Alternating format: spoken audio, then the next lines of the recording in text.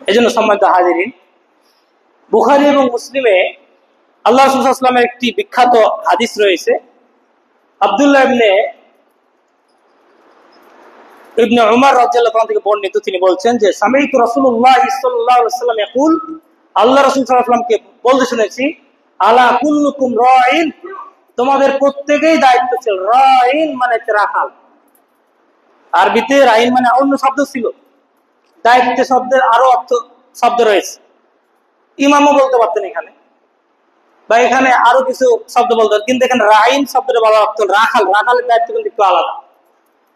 রাখাল যদি 10টা গরু নিয়ে মাঠে যায়, তাহলে তাকে কিভাবে দেখে রাখতে হয়, একটা গরু যেন কারো ধানে মুখ না দেয়, বা সে যেন হারিয়ে না যায়, 10টা গরু ফেরত নিয়ে আসতে হবে তার মালিকের কাছে।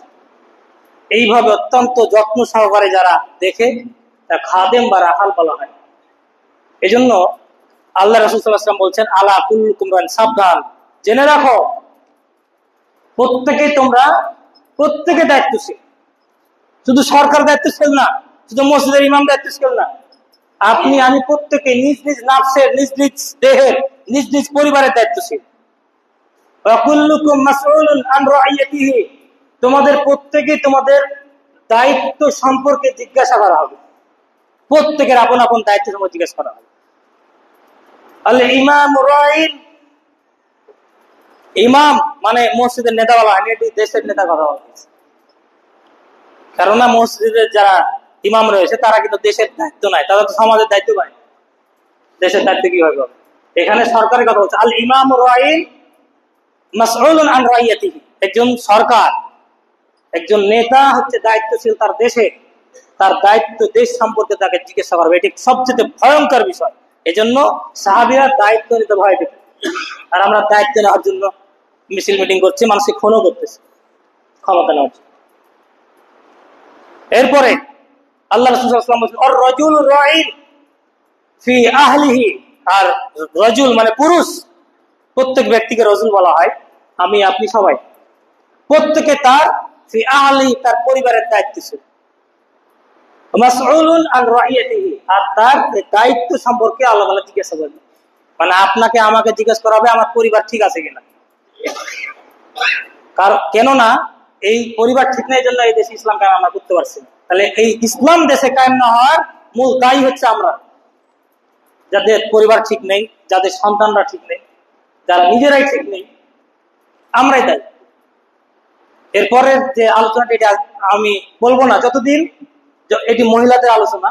যখন মহিলারা এখানে আসবে, তাদের ব্যবস্থা করা হবে, তখন বাকিটুকু আলোচনা করবেন ইনশাআল্লাহ, বাকি হাদিসের অনুবাদ করবেন।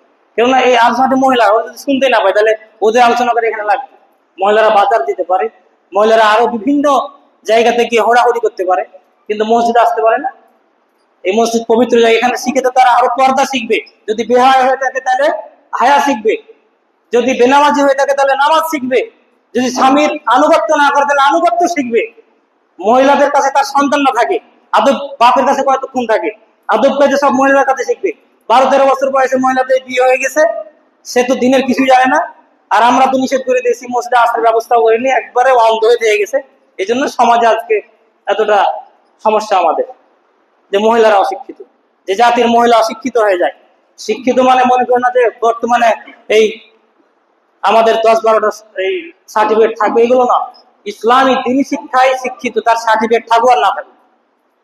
মহিলা যতদিন শিক্ষিত না হবে, স্বামীরা ততদিন শান্তি পাবে না, সন্তানরা মানুষ হবে না, আর সমাজও গঠন হবে না সুন্দরভাবে। এজন্য হাজিরিন, আমরা অবশ্যই এই ব্যবস্থা করার, যে মসজিদের ব্যবস্থা নাই, আমরা সেখানে সেই ব্যবস্থা করার জন্য চেষ্টা করবো ইনশাআল্লাহ। তো এই জন্য আল্লাহ সাল্লাল্লাহু আলাইহি ওয়াসাল্লাম বলছেন, আল্লাহ যে প্রত্যেকে পুরুষ দায়িত্বশীল, তার দায়িত্ব সময় জিজ্ঞাসা করা হবে কিয়ামতের মাঠে, আল্লাহ তাআলা জিজ্ঞাসা করবেন। আর এই দায়িত্ব যদি সঠিকভাবে দিতে না পারি, তাহলে আদ-দায়ুস লা ইয়াদখুলুল জান্নাহ। মানে দায়ুস কাকে বলা হয়? যার নিজে খুব ভালো মানুষ, তাহাজ্জুদ গুজার, 5 ওয়াক্ত নামাজে তার মিস নাই, তার কোনোদিন তাহাজ্জুদে মিস হয় না, তাসবিহ টিপতে থাকে, বড় পাঞ্জাবি জুব্বা আছে, কিন্তু আর পরিবারের ঠিক নেই, এই সব ব্যক্তি জান্নাতে যাবে না। তাহলে আপনি রাষ্ট্রীয় ইসলাম কায়েম করে আপনার ফরজ ছিল না, আগে নিজের দেশে ইসলাম কায়েম, নিজের শরীরে এবং পরিবারের জন্য বলা হয়েছে কি যে রাষ্ট্রীয় ইসলাম কায়েম না হলে আপনাকে জাহান্নামে যেতে হবে। যদি পরিবারে না হয়, কারণ এটা তো সেবা, সে গুনাহ হবে। এই জন্য হাজিরিন, পরিবারের জন্য বলা হয়েছে যদি নিজের পরিবার ঠিক না হয়, ইসলামী না হয়, তাহলে এই ব্যক্তি জাহান্নামে যাবে, তুই যতই বড় আমলদার হোক না কেন। এটি ভয়ঙ্কর একটি কথা। আর এটি যখন আমরা ঠিক করতে পারবো, তখন ইনশাল্লাহ প্রত্যেকটি সমাজ থেকে রাষ্ট্রে ভালো ভালো মুসলমান তৈরি হবে, তারাই দেশে ইসলাম কায়েম করবে। আল্লাহ যেন আমাদেরকে দেশে পরিপূর্ণভাবে আমাদের ব্যক্তি জীবনে, পারিবারিক জীবনে, সামাজিক জীবনে এবং রাষ্ট্রীয় জীবনে এই যে ধাপ, এই ধাপগুলো একটা ধাপ যদি নষ্ট করি তাহলে কিন্তু পরের ধাপ আর হবে না। এই জন্য ধাপে ধাপে আমরা সঠিকভাবে যেন ইসলাম কায়েম করতে পারি, এবং এই দেশে যাতে ইসলাম কায়েম করে আমরা ইসলামের প্রকৃত স্বাদ, ইসলামের প্রকৃত শান্তি লাভ করতে পারি। আল্লাহ যেন আমাদের সেই তৌফিক দান করেন। সকলে বলি আল্লাহুম্মা আমিন।